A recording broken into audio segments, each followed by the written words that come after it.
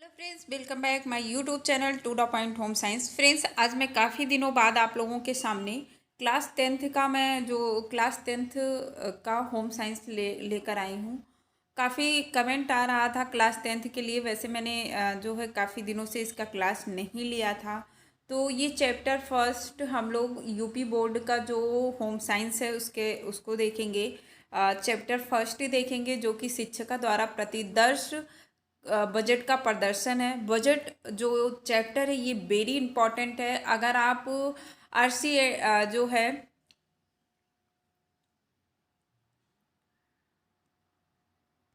NCERT की book भी उठा के देखेंगे तो एनसीईआरटी में ये बहुत ज़्यादा इम्पॉर्टेंट है। अगर आप लोग टीजीटी पीजीटी ये हर जगह पे यानी कि कंपटीशन लेवल की आप चाहे बात कर लें, चाहे आप बात करें अपने जो है एकेडमिक लेवल में, तो ये सब जगह बहुत इंपॉर्टेंट है। तो काफ़ी दिनों बाद मैं ये इस चैप्टर को लेके आई हूँ। आप में से बहुत सारे बच्चे कमेंट कर रहे हैं कि मैम यूपी बोर्ड परीक्षा में जो है नोटबुक कैसे लिखा जाता है उसको भी एक बार बता दीजिए। मैं ये भी आप लोगों को बहुत जल्दी ही बताने वाली हूँ। तो अगर आप लोग चैनल पे नए हो तो चैनल को सब्सक्राइब कर लीजिएगा और बेल आइकन को भी क्लिक करके रखिएगा। वीडियो को लाइक ज़रूर करिएगा और एक शेयर कर दीजिएगा।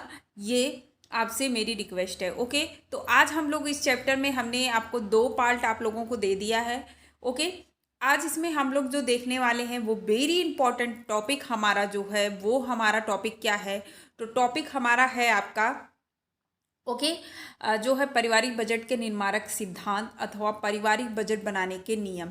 ये यानी कि ये दोनों एक ही है, नियम या सिद्धांत ये एक ही है। इसके बारे में देखेंगे। अगर इसके पेपर की बात करें, हमारे पास अनसाल्व पेपर रखा हुआ है। मैं उसको अगर देख कर आप लोग को बताऊं तो ये कंटिन्यू सन 2006 से लेके 14 तक और उसके बाद आप लोगों का मतलब लगातार ये क्वेश्चन आया हुआ है कि पारिवारिक बजट के सिद्धांत या बजट के सिद्धांत क्या है या बजट निर्माण करने के नियम क्या है। ये कंटिन्यू आया हुआ है। तो वेरी इंपॉर्टेंट आप लोग इसको कह सकते हैं। ओके, इसको आप लोग वेरी इंपॉर्टेंट जो है इंपॉर्टेंट क्वेश्चन में रखिएगा, यानी पेपर आउट वाला ये क्वेश्चन है। आप लोग इसको ज़रूर रट लीजिएगा। ओके, चलिए अब हम लोग अपने टॉपिक को शुरू करते हैं। नहीं तो वीडियो लेंथी हो जाती है, तब भी आप लोग पूरा नहीं देखते हो। तो देखिए, बजट की आवश्यकता तथा महत्व के सिद्धांत को स्वीकार लेने के उपरांत इसे तैयार करने के क्रियान्वित करने के लिए कुछ बातों को ध्यान में रखना आवश्यक है। पर्याप्त जैसे अर्थात पारिवारिक बजट बनाने के लिए जिन आवश्यक सिद्धांतों को ध्यान में रखा जाता है वह निम्नलिखित है। ये 8 सिद्धांत होंगे। आपके कितने सिद्धांत होते हैं? 8 होते हैं। ये बहुविकल्पीय में क्वेश्चन पूछा जाता है कि बजट निर्माण के कितने सिद्धांत होते हैं या नियम होते हैं, तो आपको कितना बता देना है? 8। ओके, सबसे पहला सिद्धांत आपके सामने है जो है परिवार की कुल आय का सही अनुमान। देखिए, बजट बनाने के लिए सबसे ज़रूरी चीज़ क्या है कि सबसे पहले आपके परिवार का यानी एक परिवार का बजट कितना है, उनका कुल आय कितना है, उसको सबसे ज़्यादा ध्यान में रखना होता है। जितनी आय होती है उसी हिसाब से बजट बनता है। तो सबसे पहले परिवार को क्या कर जो भी व्यक्ति बजट बना रहा है या तैयार कर रहा है उसे क्या करना चाहिए? परिवार की कुल आय का सही सही ज्ञान होना चाहिए। किन किन स्रोतों से उन्हें आय प्राप्त हो रही या संपूर्ण आय की जानकारी उन्हें होना चाहिए। और घर में जो मुखिया है या अदर सदस्य जो भी है धनोपार्जन कर रहे हैं, उनको उनका दायित्व भी ये है कि वो सही सही अपने क्या कहते हैं आय को बताएं कि इतना है। तो उन अपने आय को या इन सब तथ्यों को ध्यान में रखकर ही क्या करना चाहिए? बजट का निर्माण करना चाहिए। सबसे पहला सिद्धांत क्या है? परिवार की कुल आय क्या है इसका सही ज्ञान होना चाहिए जो बजट का निर्माण कर रहा हो। आई होप आप लोग को क्लियर हो गया होगा।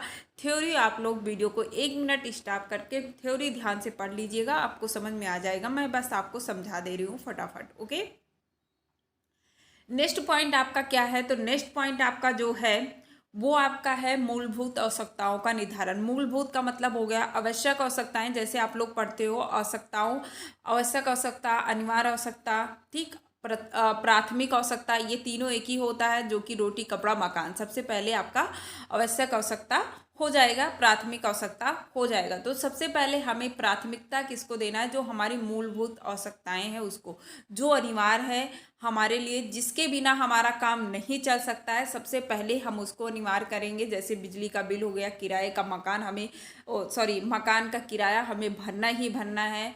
ओके, अगर आप कहीं बाहर रह रहे हो, पानी भी लेना ही लेना पड़ेगा, दूध लेना ही लेना पड़ेगा।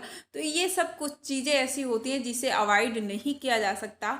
लेकिन हाँ, कुछ ऐसी चीज़ें होती हैं जो हम जिसमें थोड़ा से कटौती कर सकते हैं। तो इन सब चीज़ों को ध्यान में रखकर ही क्या करना चाहिए, बजट का निर्माण करना चाहिए। यानी कि एक बजट ऐसा होना चाहिए, लचीला होना चाहिए।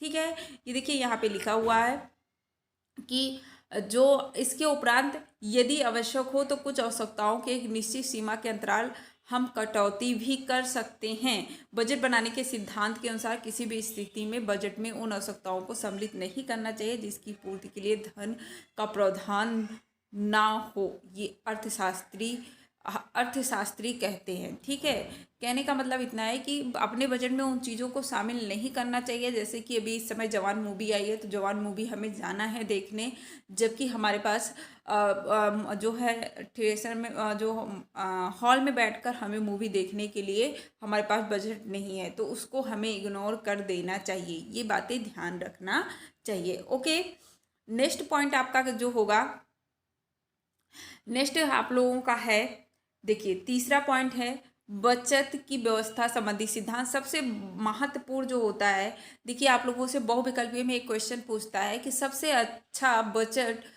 बजट कौन सा होता है, बचत का, घाटे का, संतुलित कौन सा होता है। ये जो है बजट के प्रकार होते हैं।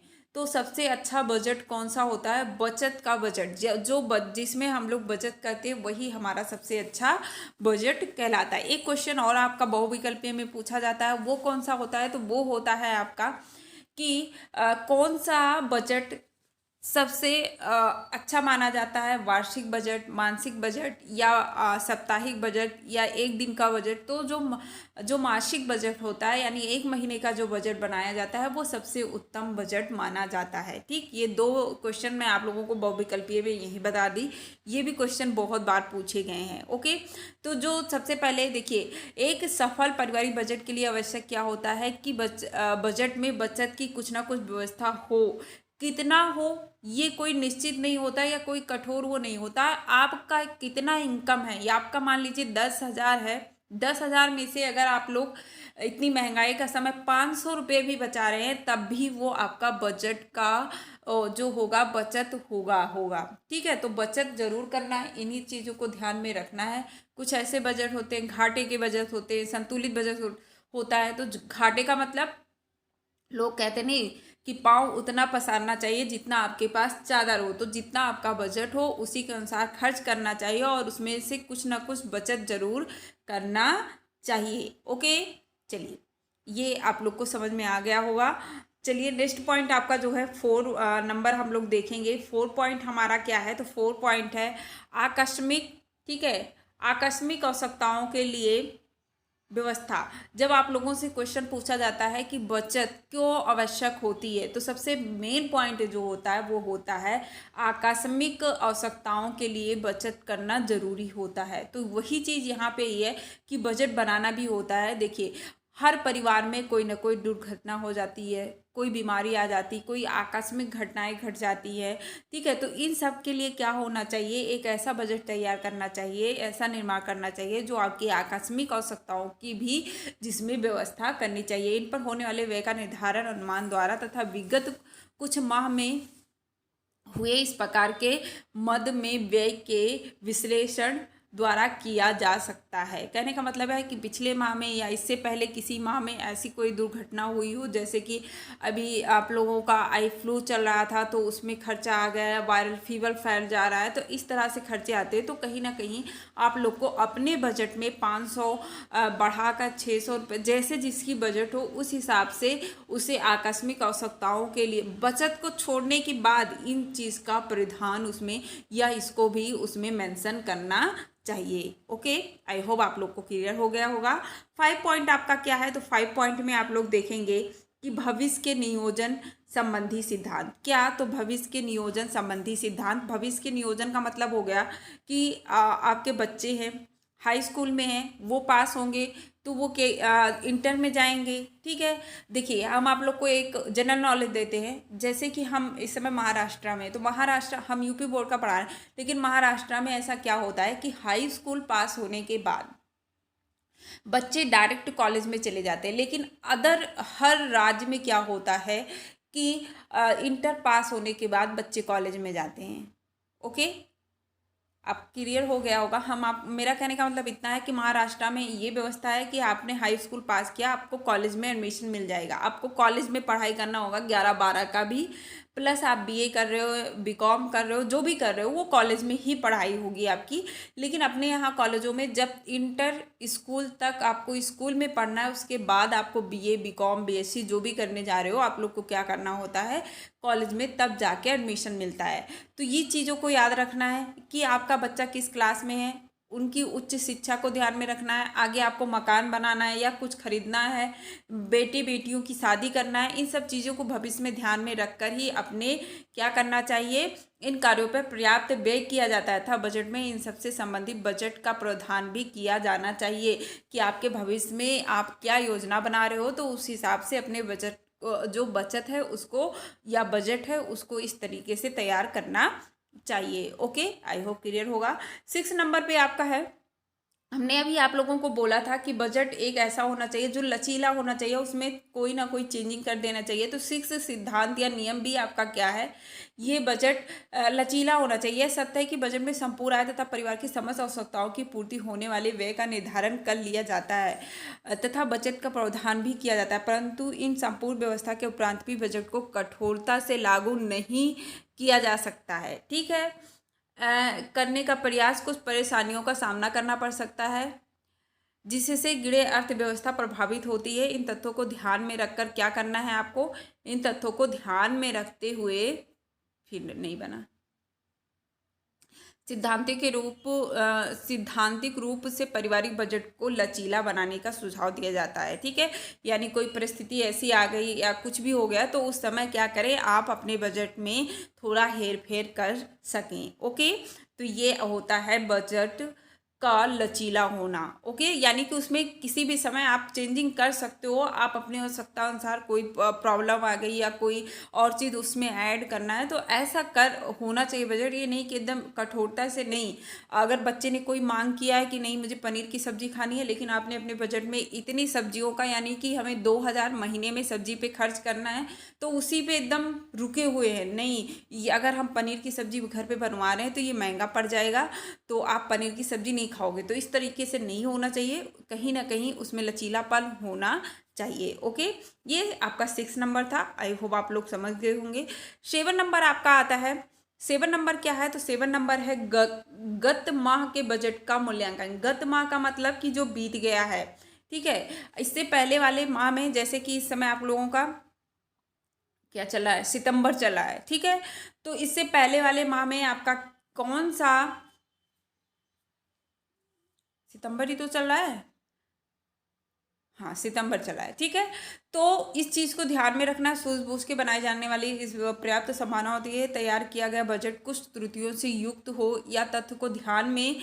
ठीक है, कहने का मतलब इन्होंने क्या कहा है कि क्या करना है आपको, सैद्धांतिक रूप से आगामी माह में बजट तैयार करते समय गत माह की बजट, यानी आप अगले माह की जब बजट तैयार कर रहे हैं तो बीते हुए माह की बजट को देख लेंगे कि उसमें आपने जो जिस उद्देश्य से बनाया था वो पूरा हुआ है या नहीं, किसी की अनावश्यक व्यय तो नहीं हुआ है, या किसी की कोई आवश्यकता है किसी सदस्य की उसे अनदेखी तो नहीं की गई, उन्हें सारा सामान मिल गया, या किसी को कोई प्रॉब्लम तो नहीं हुई इस बजट से, या फिजूल खर्ची तो नहीं हुई है कहीं पर। इन सब चीज़ों को ध्यान में रखकर ही इनका मूल्यांकन करके ही क्या करना चाहिए, आगामी माह का बजट का निर्धारण करना चाहिए। ये एक विशेष सिद्धांत आपका है। ओके, आई होप आप लोग समझ गए होंगे कि जब आप मूल्यांकन करते हैं, किसी भी चीज़ का मूल्यांकन करते हैं कि हमने आप मान लीजिए आपका मासिक टेस्ट होता है तो आप लोग क्या करते हो, आपका किस लिए होता है, आपके मूल्यांकन के लिए होता है कि ये बच्चा कम, अभी इसका कम तैयार है, इसको और तैयारी की क्या ज़रूरत है, तो उस हिसाब से आप लोग को गाइड किया जाता है। तो यही चीज़ यहाँ पर भी लागू होता है। ओके, आई होप समझ गए होंगे।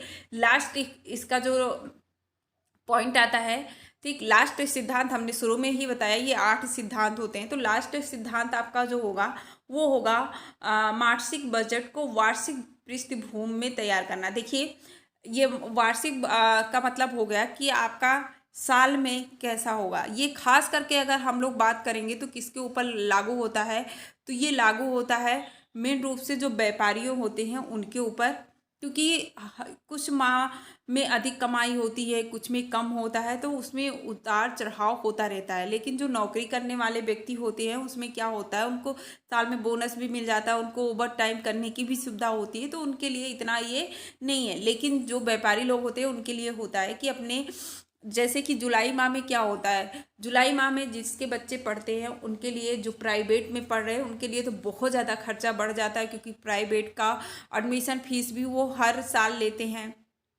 ओके, उनके स्कूल यानी बैग का कापी किताब वो भी स्कूल से देने वाले हैं, हर साल उनका यूनिफॉर्म भी चेंज हो रहा है, तो ये सारी खर्चाएं बढ़ जाती है। तो हमें जुलाई माह में खर्चा ज़्यादा बढ़ जाता है, इस चीज़ को ध्यान में रखकर ही अपने बजट का निर्माण करना चाहिए। यानी कि आप अपने वार्षिक बजट को भी ध्यान में रखिए कि इस माह में त्यौहार आएगा तो ज़्यादा खर्चा की आवश्यकता पड़ेगी, जुलाई में पढ़ाई का बर्डन ज़्यादा होता है। ओके, बरसात का समय आएगा तो हो सकता है उसमें बीमारियां भी फैल जाती हैं, तो उसके लिए भी ध्यान में रखना है।